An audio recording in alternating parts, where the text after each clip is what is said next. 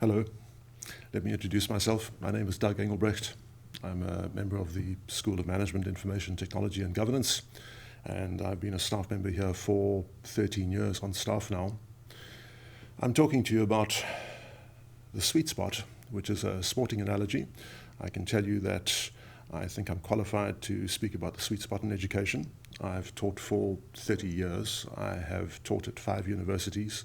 I have probably taught more than 5 courses on average over the last 3-4 years per year. I've been around the block. I have 80 courses on Moodle, and I'm not talking to you about the success I've enjoyed in the classroom. I'm talking to you about my concerns as to whether what we're doing is appropriate or not. So what I'm wary of is what might be the hubris behind what we record or regard as an innovative response to disruptive change.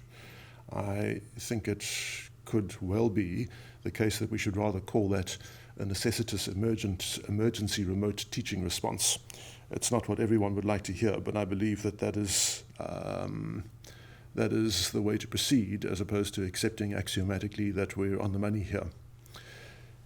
If we regard that we are returning to normality, I'm going to say, what is that supposed to mean? Shouldn't we be thinking rather about letting go of the past? Because what used to be our normal is perhaps something we need to turn to the trash can.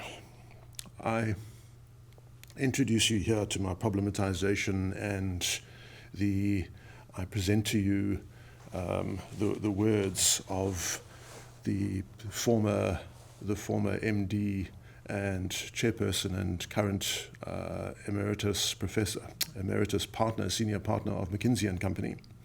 And he wrote these words in 2009. That followed a global crisis, the financial crisis, and the words are as appropriate today as they were back then. So Ian Davis is someone I regard as a business guru, given my scholar practitioner background.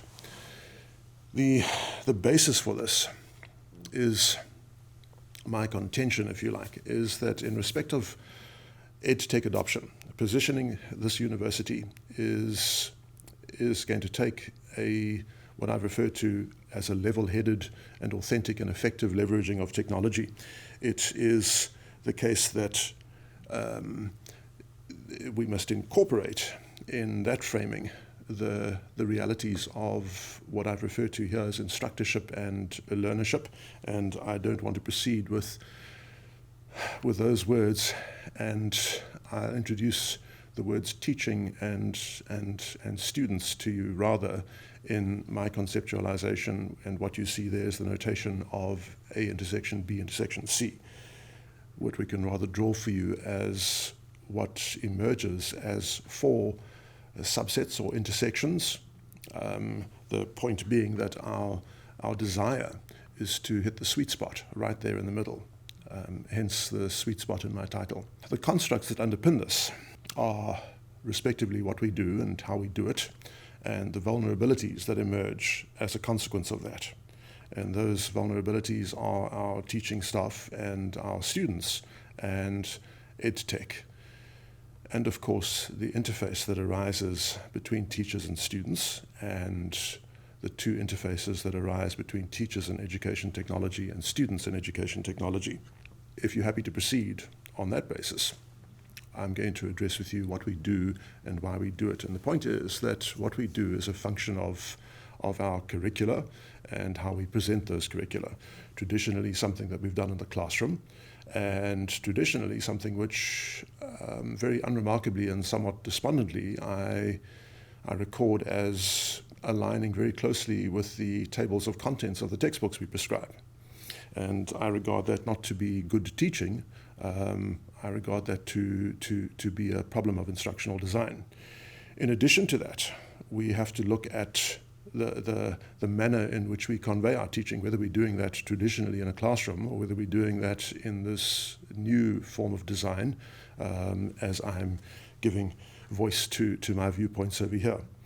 And we cannot axiomatically, again, expect that all instructors are good or effective. So, if we are to measure whether we are good, then the point is we must ask ourselves whether what we're doing in the classroom is indeed effective, whether what we're doing in the classroom is in effect improving the cognitive processing and the effective behaviors of our students, whether we are satisfying the goals and desires of the employers, who I regard at least as representing our ultimate customer, certainly the customers of our finished products. Now, that leads us to the first interface, and we address the problems that might arise in that interface between teachers and students, and I list for you here 5 things. The first is the meeting of the minds, and my concern, and I'll confess that I'm guilty of having practiced what Freire referred to as banked instructor knowledge. And I thought I was doing really good when I was 30 years old, and at this end of my life I recognize that Freire is someone that I introduce into the classroom because there's a point in teaching, certainly to senior students, the realities of the pedagogy of the oppressed. The other point I wish to make here is that if we teach to the middle, then I'm going to point out that there are probably a number of students we teach who fall off the fringes of our middle, and I'm concerned that that might happen more frequently than we would like to happen.